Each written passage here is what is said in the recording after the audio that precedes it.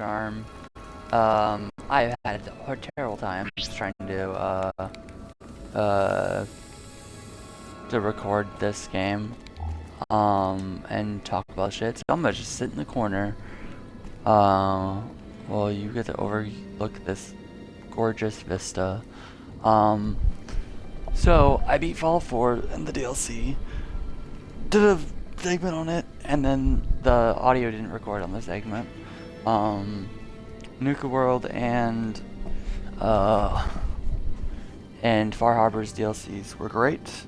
But now that I'm done with them, I don't really want to touch Fallout 4 for a while. I hit level 112, I think, on the game after playing it through it some more, and I think I started it off at like level 80 something. Or not started off obviously from scratch, but you know, from when I last started playing. It had been a few years since I played the game, and the Fallout franchise's show came out, which was pretty good. If you're not going to nitpick all the extra details and stuff, they put in a real effort to make it a Fallout show for Fallout fans, and that was appreciated. And that same cannot be said for like the Borderlands movie and like other various franchises' attempts to do you know, film or movie adaptations, show adaptations. So I appreciated it, and so all my friends were playing Fallout, and I bought the DLC because, you know, it was on sale, and if I was going back, I figured I might as well buy all the DLC, and give myself something more to explore, and I enjoyed it. I enjoyed it a lot. Fallout 4 is a very, very enjoyable game. It's actually more stable than Fallout New Vegas, and I think that has something to do with the fact that I'm playing this on a disc. Like, I'm playing this on the original Xbox 360. Is it Xbox 360 or Xbox One? What does it say on the cover? I mean, yeah, it says Xbox One on the cover, so this is some sort of like repackaged Ultimate Edition of Fallout New Vegas that has like a 1 on the cover. I got it years and years ago. Wait, when did I get it? 2018. I got this back in 2018. I actually still have the sticker.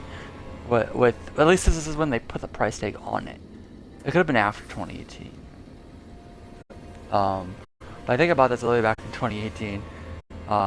And I started playing this on survival mode as well. Both this character and my Fallout 4 character are both named Lara Croft. So I was probably playing it around the time I was playing or looking forward to playing a new Tomb Raider game.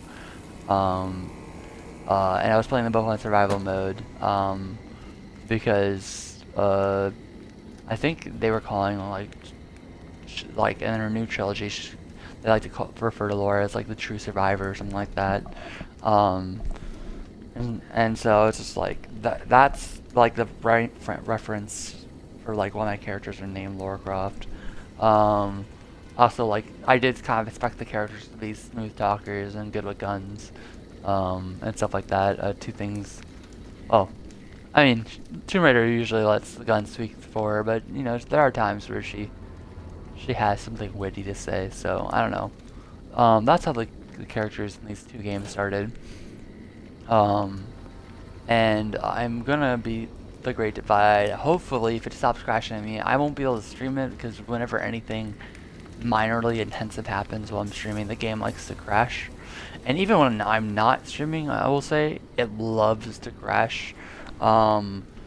This game came with 2 discs, and disc 1 doesn't even let me play the game for some reason. Not sure why. And it'll like load up the game and be like, oh, but you don't have the DLC, and I'll be like hell I don't. This is the Ultimate Edition. I have all the DLC. It comes on the game, on the disc itself. At least it should, or the. But I had trouble with that, and stuff like that. So for all Fallout 4's, you know, RPG flaws, it actually, at least for me personally, is more stable. It could have something to do with the higher frame rate on Xbox Series X that causes the game to crash. I know that's like a problem with some games, but I don't know if that's a problem in this game specifically. Um, I do miss modding my weapons and like customizing my weapons and shit. Um, but that just means I have to, if I want a big meg gun, I have to pull out something like this LMG here if I want to use something something to this nature. But that's alright. So I killed all the raiders and stuff in Nuka World, and I kind of just I did that, and then what else did I do? And then the Far Harbor, I pretty much did everything. I left with like the nuke code, the nuke launch key. I didn't do anything with that because I didn't feel like blowing up the children of Adam, and I felt like that's kind of weird. It's like oh, give him the key. I was like, well, I don't want him to be able to like launch the nukes. Like I'm assuming the sub is like trapped inside the bay or something. So launching the nukes would only like, but I didn't want to give them access to that power. So I was left in this awkward situation in their game where I was just like, I'm not giving you the code and I'm not blowing a bunch of people up that are just basically been led astray by what seems like mostly fanatical religious group, you know. And so I just kind of left it off, and the quest is still like there in my quest book. I just unchecked it and moved on. And I think that was the only thing I didn't do. I got a full set of like combat armor, or it's not combat armor. It's called something like else. There's a really good armor like locked in chests, and I also picked up some legendary variants of those armors for a lot of money. Like I thought I had like a good amount of caps, and then they started like they had that helmet before I even realized like the full set was a thing I could get. They had like the Recon Marine helmet with a legendary stat of like +1 perception and something else. And I bought it for like tens of thousands of caps, and I was like, well, I'm back down to like 3,000 caps. Time to start milking the population for all their money again.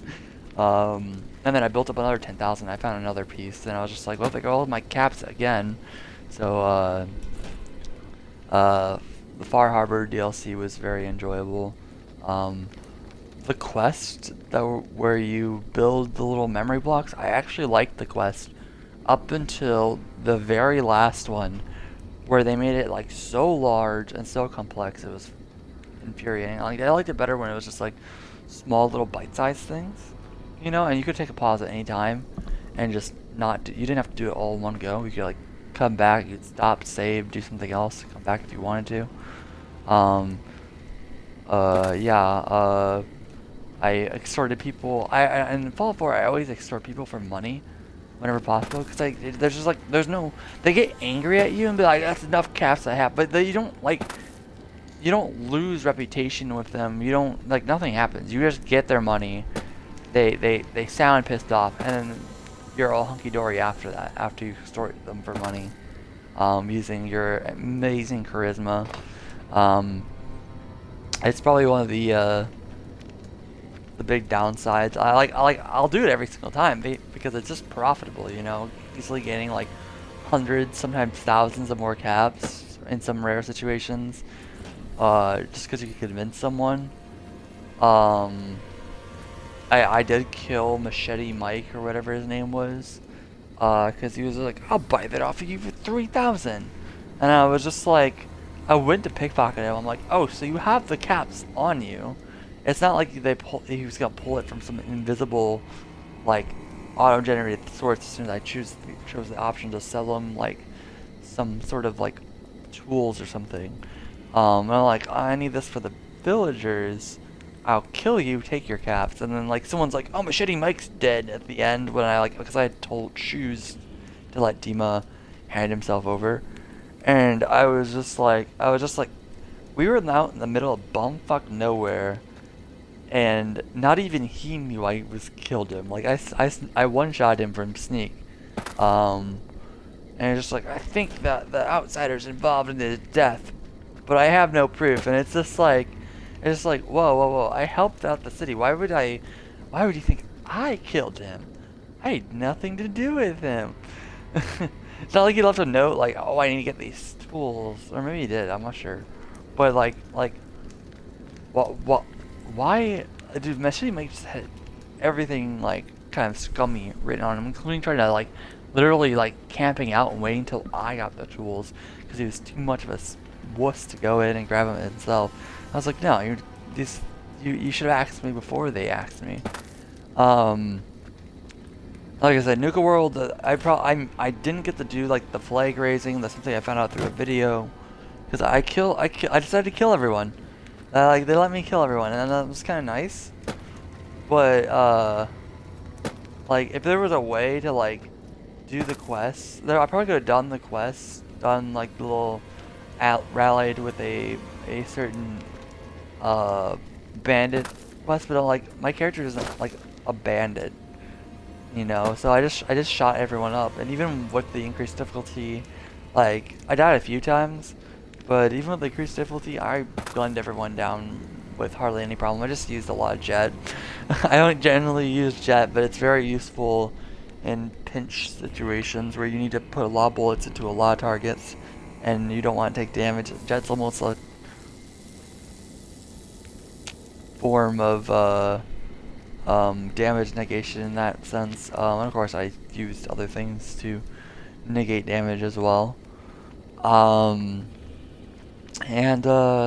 yeah, so I'm looking forward to playing through New Vegas here, and its DLCs, even though I know the DLCs here are not only more substantial and have a lot more content in them, as far as at least what I've heard from overviews and like videos back in the day.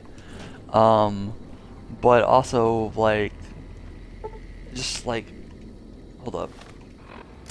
Like, I can tell you right now, I remember the map from like the other DLCs. Like, this is a whole trek here through an indoor facility, and then you just kind of go like all around through here. Like this area is already a lot bigger, about the size of Nuka World, but just more in it. Like there's something over here. My objective is over here. I'm pretty damn sure, like that's a silo. Pretty sure. I'm not sure how to get over here, to be honest. I'll probably have to be able to go this way or that way, maybe. But yeah, I've been struggling to go through this DLC because I keep picking up stuff. Like there's so much good things in this DLC, missile ammo and stuff, and I only have so much carry weight, and so I was finding myself picking up a bunch of shit. I was being a loot gremlin, you know?